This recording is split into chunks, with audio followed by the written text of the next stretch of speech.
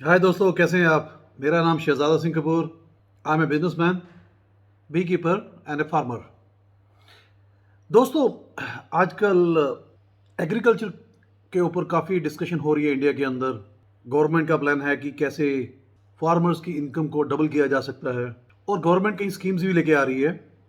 और दोस्तों, यहाँ पर यह समझना जरूरी है कि फार्मर की इनकम को डबल कैसे किया जाए। एक तो रास्ता है कि प्रोडक्टिविटी को बढ़ा दिया जाए। हम जो भी एग्रीकल्चर प्रैक्टिस कर रहे हैं उसमें, जैसे टमाटर उगा रहे हैं, कि टमाटर का पर हेक्टेयर कैसे उसकी प्रोडक्टिविटी को बढ़ा सकते हैं। सेकंड ये हो सकता है कि जैसे पंजाब के अंदर है कि लोग ज़्यादातर राइस और वीट ही बोते हैं, तो इसके अलावा कौन सी ऐसी फसलें हैं जिससे ज़्यादा इनकम आ सकती हो, फ्रूट्स के अंदर, वेजिटेबल्स के अंदर, हर्ब्स के अंदर, प्लांट्स के अंदर, वो देखना पड़ेगा। वहाँ पर गवर्नमेंट को गाइड करना पड़ेगा फार्मर को, क्योंकि हमारा फार्मर उतना एजुकेटेड नहीं है इस चीज़ को समझने के लिए। तीसरा मैं बोल सकता हूँ कि हाई एंड फार्मिंग, जैसे कई लोग कर रहे हैं पॉली हाउस बना के, जहाँ पर एकड़ प्रोडक्शन काफ़ी बढ़ जाती है। वहाँ पर इंफ्रास्ट्रक्चर कॉस्ट बहुत बढ़ जाती है, वो फार्मर दे नहीं पाता। हालांकि इस समय गवर्नमेंट की काफ़ी स्कीम्स हैं जो पॉली हाउस जैसी टेक्नोलॉजी को अडॉप्ट करने में मदद करती हैं, पर तभी मैंने देखा है कि ये टेक्नोलॉजी बहुत लोगों तक नहीं पहुंच पा रही है, या अवेयरनेस नहीं है, या गवर्नमेंट से उस लेवल के ऊपर लोन लेना मुश्किल है। ये तीन रास्ते मेरी समझ में आ रहे हैं। इसके अलावा जो मेरी समझ में दूसरा रास्ता आ रहा है कि इंडिया के फार्मर को मोटिवेट किया जाए, वो फार्मिंग के अलावा डेयरी कर सकता है, फिशरी कर सकता है, मशरूम फार्मिंग कर सकता है, और कई ऐसे केवीआईसी के प्रोग्राम है जो लघु कुटीर योजना के अंदर आते हैं, वो भी कर सकता है, क्योंकि एक फार्मर के पास बहुत सारा टाइम होता है।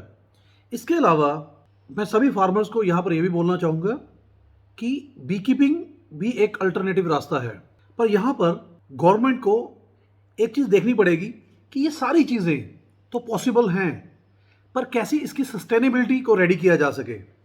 सस्टेनेबिलिटी मैं इसलिए यूज़ कर रहा हूँ क्योंकि मेरा अपना सब्जेक्ट बी कीपिंग का है। बी कीपिंग के अंदर मैंने देखा कि इस वक्त हो क्या रहा है कि जो पुराने बी कीपर हैं वो बी कीपिंग छोड़ रहे हैं, और जो नए बी कीपर हैं वो धीरे धीरे फ्रस्ट्रेशन में आके वो भी बी कीपिंग छोड़ देते हैं। रीज़न क्या है? इसका मेन रीज़न यही है कि इनकम उनको नहीं मिल पा रही है। यही हालत बाकी डेयरी की होगी, या फिशरी की होगी, या मशरूम फार्मिंग की होगी। हमें इन सभी के अंदर भी वैल्यू एडिशन लेके आनी पड़ेगी। जैसे मैं हनी बी कीपिंग की बात करूंगा, इंडिया में अभी तक लोग सिर्फ हनी निकालते जा रहे हैं। हनी के अलावा pollen, propolis, royal jelly, bee venom की तरफ भी लोगों को ध्यान देना पड़ेगा। बहुत सारे ऐसे फार्म बी कीपर्स हैं जो इस समय सफ़र कर रहे हैं, और मैं कुछ बी कीपर को देखता हूँ जो अच्छी इनकम ले रहे हैं, जो अच्छी टेक्नोलॉजी के साथ काम कर रहे हैं। अभी मैं किसी बी कीपर को पंजाब में मिला था जो बी ब्रीडिंग ही कर रहा है। वो बी ब्रीडिंग करके अपने बी हाइव्स को सेल कर रहा है, और वो कहीं माइग्रेट भी नहीं कर रहा, और उसकी इनकम किसी भी अच्छे बी कीपर से बहुत ज़्यादा है। अभी यहाँ ये नहीं है कि फार्मर एग्रीकल्चर के साथ डेयरी या बी कीपिंग या मशरूमिंग ही करे। इसमें भी वैल्यू एडिशन की ज़रूरत है, क्योंकि इन सब्जेक्ट के अंदर भी सस्टेनेबिलिटी चाहिए। तो गवर्नमेंट की यहाँ पर ड्यूटी बन जाती है, क्योंकि हमें ये फिर दोबारा समझना चाहिए कि हमारे इंडिया का जो फार्मर है वो पढ़ा लिखा नहीं है। जो पढ़े लिखे लोग हैं फार्मिंग के अंदर, वो या तो फौज में जा रहे हैं, और या वो शहरों में चले जाते हैं काम करने के लिए, क्योंकि एग्रीकल्चर एक टफ जॉब है। तो गवर्नमेंट को यहाँ पर चाहिए कि फार्मर को नीचे लेवल के ऊपर जाके एजुकेट कर सके। सिर्फ सब्सिडी देना या नई स्कीम लेके आना कामयाब नहीं रहेगा। फार्मर को एजुकेट करना पड़ेगा, वो भी नीचे लेवल के ऊपर जाके।